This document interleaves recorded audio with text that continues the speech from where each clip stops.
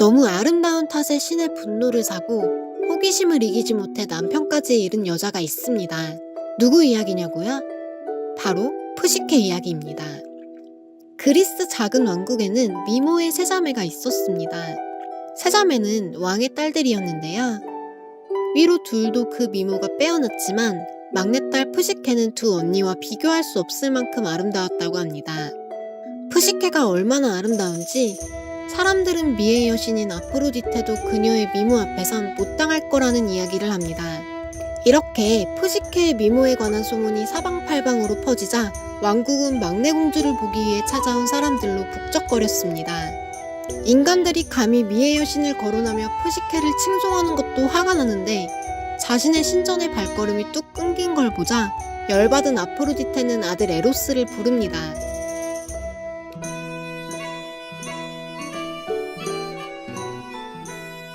이 말에는 많은 의미가 포함되어 있었는데요. 에로스가 가진 화살은 누군가와 사랑에 빠지게도 누군가를 죽도록 증오하게도 하는 화살이었습니다. 에로스는 안 그래도 심심하던 차에 잘됐다 싶어 자신의 활과 화살을 챙겨 푸시케에게로 향합니다. 그런데 푸시케를 본 에로스는 그녀를 보자마자 마음을 빼앗겨 버립니다. 에로스는 당황한 채 서둘러 도망쳐 버립니다. 결국 아무것도 하지 못하고 돌아온 에로스는 갑자기 성인의 모습으로 변하는데요. 그전까지 꼬꼬마 신의 모습이었지만 사랑에 빠진 에로스는 급성장하게 됩니다. 에로스가 다녀간 후에 푸시케는 나날이 더 아름다워졌지만 더 이상 청혼이 들어오지 않았습니다. 이미 두 언니들은 결혼을 해서 떠났고 푸시케만 그 혼자가 뚝 끊겨버리니 왕과 앙비는 걱정이 되었습니다. 혹시 딸이 신들의 노여움을 산 게 아닐까 걱정하던 왕과 앙비는 아폴론의 신전으로 향해 신탁을 받습니다. 신탁을 받은 왕과 앙비는 망연자실합니다. 애지중지 곱게 키운 막내딸의 남편이 괴물이라니. 하지만 신탁을 들은 푸시케는 이미 자신의 운명을 예상한 모양인지 선뜻 바위산으로 가겠다고 합니다. 푸시케의 결혼 행렬은 바위산으로 향했고 그녀를 두고 사람들은 내려갑니다. 푸시케가 바위산 위에서 주저앉아 눈물을 흘리고 있자 어디선가 서풍의 신 제피로스가 나타납니다. 갑자기 나타난 제피로스는 그녀를 남편에게로 데려다 주겠다며 푸시케를 데리고 어디론가 향합니다. 얼마나 날았을까요? 어딘지도 모르는 곳의 한 궁전에 도착합니다.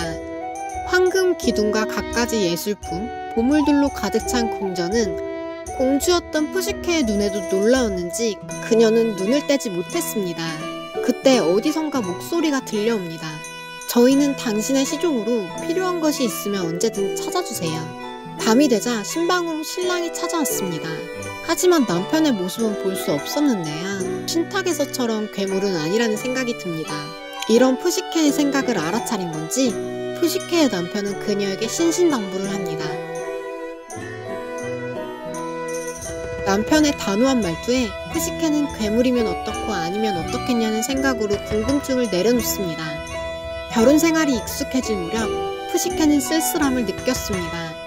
밤마다 남편이 찾아오지만 낮에는 사람 그림자도 없고 넓디 넓은 궁전 안에서 혼자 시간을 보내는 게 정말 고역이었거든요. 그런 푸시케의 마음을 알아챈 건지 남편은 푸시케에게 뭐든 원하는 게 있으면 말해보라고 합니다. 푸시케는 언니들이 보고 싶다고 말하는데요. 이에 망설이던 남편은 대신 언니들이 어떤 이야기를 해도 귀담아 듣지 말라고 신신당부를 하며 불러줍니다. 푸시케가 왔을 때처럼 언니들도 서풍의 신 제피로스가 데리고 오는데요. 언니들은 괴물에게 시집간 막내 동생이 살아있는데 놀라고 으리으리한 궁궐에 사는데 또 놀랍니다. 안 그래도 자신들보다 예뻤던 푸시케가 이렇게 좋은 집에 잘 살고 있다니. 세민한 모양인지 남편에 대한 이야기를 물어봅니다. 푸시케는 대답을 회피하지만 끈질긴 언니들의 질문에 결국 실토해버립니다. 사실 남편의 얼굴을 보지 못했다고요. 이 말에 두 언니들은 득달같이 달려들어 너를 살찌워 잡아먹으려는 셈이다. 오늘 밤에 당장 확인해보고 괴물이면 네가 먼저 찔러야 한다며 푸시케에게 침대 밑에 단도와 등잔을 숨겨두라고 이야기합니다. 이에 남편은 다정한 사람이며 정작 괴물이어도 자신은 그럴 수 없다고 손사래를 치지만 언니들의 말에 푸시케의 마음속에서도 그를 향한 의심이 싹트기 시작했습니다. 언니들이 돌아가고 여느 때처럼 해가 지고 남편이 찾아왔습니다. 남편이 잠이 들 때까지 기다린 푸시케는 그가 자고 있다고 확신하자 몰래 불을 켜고 그의 얼굴을 확인하는데요. 남편은 괴물이 아닌 금빛 머리에 붉은 뺨을 가진 미남이었습니다. 어깨에 두 날개만 뺀다면요. 남편의 얼굴을 본 푸시케는 가까이서 얼굴을 보려 다가가다가 그만 그 어깨에 기름을 떨구고 맙니다. 이에 잠에서 깬 그녀의 남편, 아니 에로스. 에로스는 그녀를 노려보고 말합니다.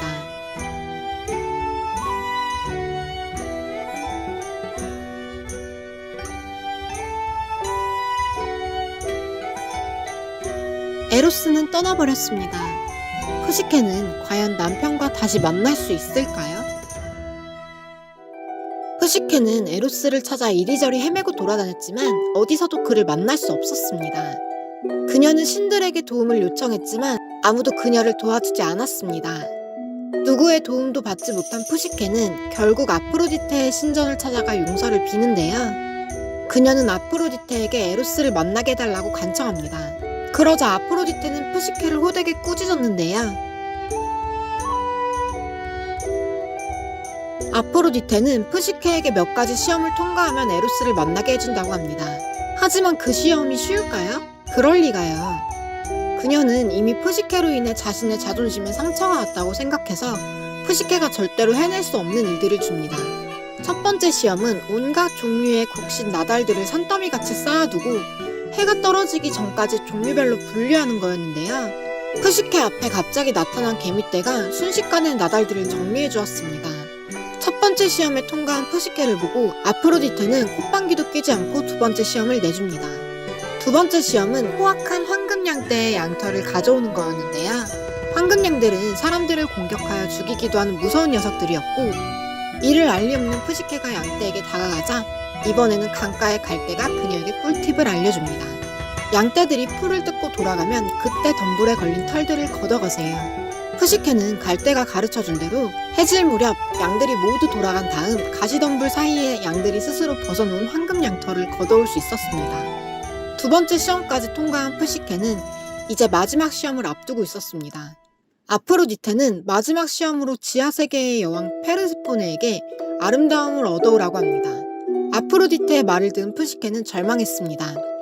그것은 죽으라는 말이나 마찬가지였습니다. 그녀는 높은 탑 위로 올라가서 뛰어내린 다음 저승으로 갈 생각이었습니다. 그런데 갑자기 탑이 푸시케에게 죽지 않고 저승세계를 다녀오는 법을 일러주었습니다. 저승으로 들어가는 동굴은 탑의 지하에 있습니다.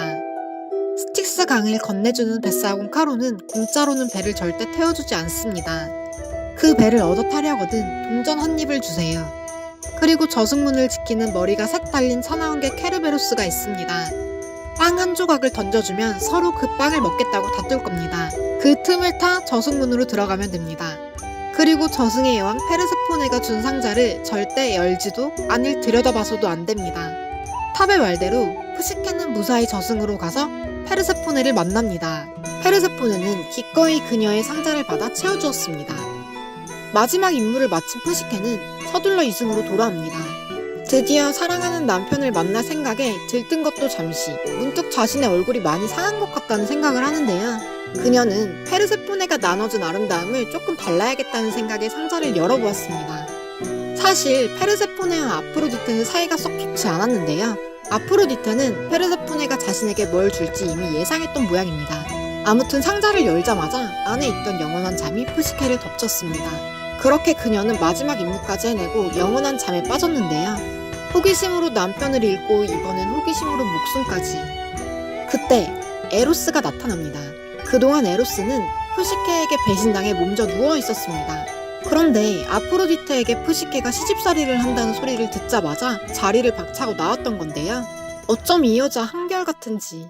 에로스는 푸시케를 덮은 잠을 걷어 상자에 담습니다. 잠에서 깬 푸시케에게 에로스는 이 상자를 어머니께 가져다 드리라며 자신은 올림포스로 향합니다.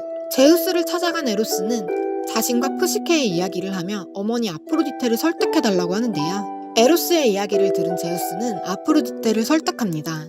이에 못 이기는 척 아프로디테도 둘 사이를 인정해주는데요. 어쨌든 그녀가 인간 세상에 있는 것보다 에로스 옆에 있으면 적어도 자신과 비교하는 소린 안 할 테니까요. 이렇게 해서 푸시케는 불사의 몸을 받고 신들의 인정을 받아 에로스와 부부가 되었습니다. 둘 사이에서는 딸도 태어났는데 이 딸이 바로 기쁨이라고 하네요.